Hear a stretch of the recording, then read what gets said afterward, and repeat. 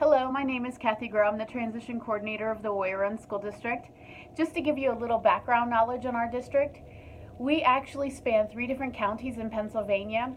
We have about 600 students in our high school, and we are located in the middle of farmland, so we don't have any industries extremely close to where we are. My driver, who currently drives students to work internships, drives over 100 miles a day, which is kind of crazy but true. So some of the questions I was asked to talk about was, what's the importance of administrative support from the district and local level? Well, it's extremely important to have administrative support through the district, and we are lucky to have such a very supportive administrative staff.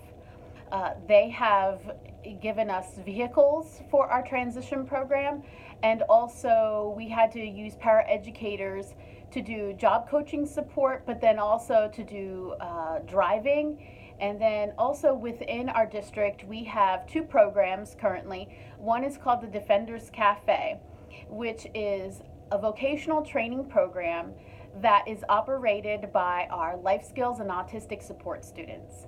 So they follow 8 different job checklists, and they are treated like employees while they are there. And as they go through it, they gain the skills that they need in order to be into community-based employment. Our other program is called the Defenders Trading Post. This is going to be a new program that has started this upcoming school year. It is going to be a resale shop, and again, it will be a vocational training program for our special education students to learn job skills so that there's more of a smooth transition to community-based employment. It is something that we can train our students to follow directives given by basically anybody within business, and to learn how to obtain the job skills needed to be a successful employee. Luckily, our administrative staff has been absolutely forthcoming on seeing what the vision is and supporting that vision. Also, I must say that our community has been amazing, and so has our school board. So I think in order to get some amazing programs within your district, you have to be the person who kind of goes out and shows everybody what the vision could look like. And that is something that we've been able to prove, that it can be successful. And the main reason why is because we have students currently who started out in the Defenders Cafe program and now are employed in local businesses because of that. So the importance of starting career planning and transition at an early age. Obviously, that's probably one of the most important things that you need to do, is to kind of start transitioning early. Luckily, at Warrior Run School District, we have something called the Warrior Run Career Readiness Program, and actually we start services and transition activities as young as kindergarten, which is actually way beyond what Pennsylvania actually expects. They say 14 and above, but we start way earlier. The positive to that is that we have students who have been immersed in transition activities and have fostered the career focus. So by the time they get to middle school, they are having somewhat of an idea of what they want to do. And then by the time they get to high school, they are picking career pathways with their guidance counselor. And that helps us to place students into the correct courses that will help them after they graduate. That also is something that I work on with the students in special education. So I start with students at age 14. We do monthly presentations through OVR, which is Office of Vocational Rehabilitation, for all of our students starting at the age of 14 and all the way up through the high school.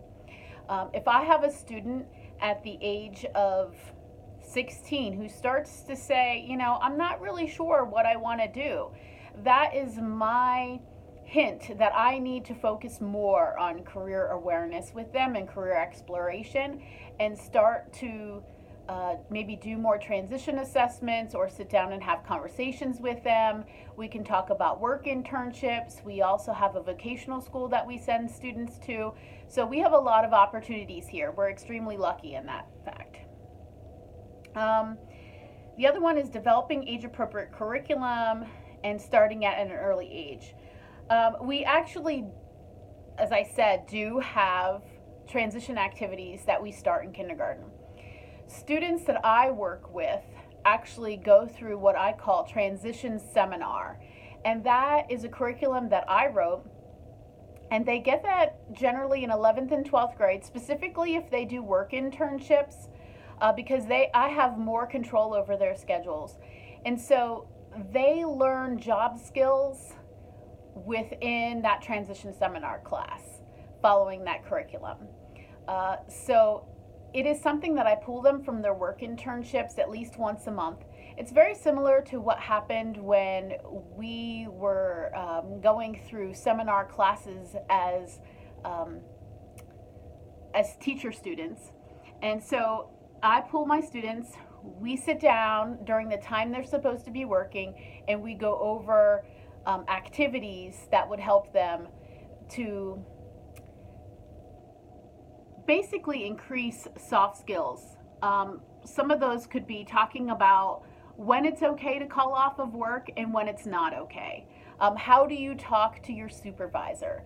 When there is a problem at work, what kind of problem solving techniques do you need to go through in order to kind of best resolve the situation? So that curriculum that I had written is actually for students who are work internships during their 11th and 12th grade year. The challenges of connecting to families and wanting to make sure they're fully informed. I think that every school district, specifically high school, parents start to drop off in the amount of their interaction with us. Certainly, we do get interaction if there are problems, but generally you might not hear from a parent throughout the entire school year. One of the things that I do with my work internship students is I send home basically monthly progress monitoring on how they're doing in their jobs. Also, I have parents come to transition clinics. I take students to transition conferences. If I have a parent who I hear from a teacher that says this particular parent is a little bit concerned about their student, about where they're going to end up after graduation, then I contact them and we sit and we talk about it. So I try to interact parents as much as possible. However, there is certainly a lot more information that could be given to parents, and I've tried to do monthly meetings with parents on particular topics to help them. However, last year when we set them up, we didn't have any parents attend. So that can be very disheartening.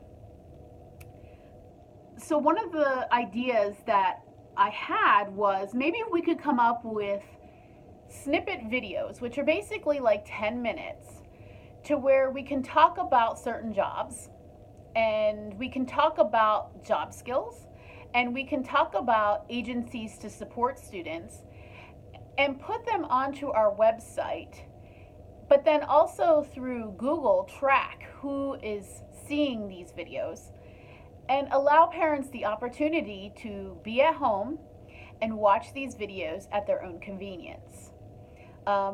As a parent myself, I do think that that might be a better option versus having parents come into the district. That can be difficult, especially with sports and having a babysitter, all of that. So they also need to be short, because a 30-minute to an hour presentation is really hard for parents to find time.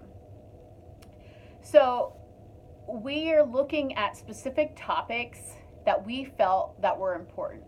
We actually utilized Networks for Training and Development to help us with those topics, and then work with the agencies that we were wanting to bring in to develop these videos.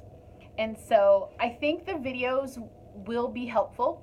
It's actually been a longer process than what I expected. But we are close to having them finished. So I am excited for this school year to be able to put those videos out and to see what parents think of them. But I do think that the videos will not only be beneficial to our special education parents, but also to our regular education parents. One of the things that we are talking about is how to foster work skills in the home. There are many things that our students can do in the home that can mimic work, and how can parents go about doing that? So that is one of the videos that we've talked about. So basically, once these videos are released, we're going to be able to track them, which is important for special education because we have to show that we're providing this information to parents. So basically, Michelle and Joe are going to share with you the details specifically about this video series. So I just wanted to thank you for allowing me to have a chance to speak to you all. If you are interested in contacting me and learning more about our program, you can email me at cgrow, G-R-O-W, at wrsd.org, and I will get back to you. Have a good day.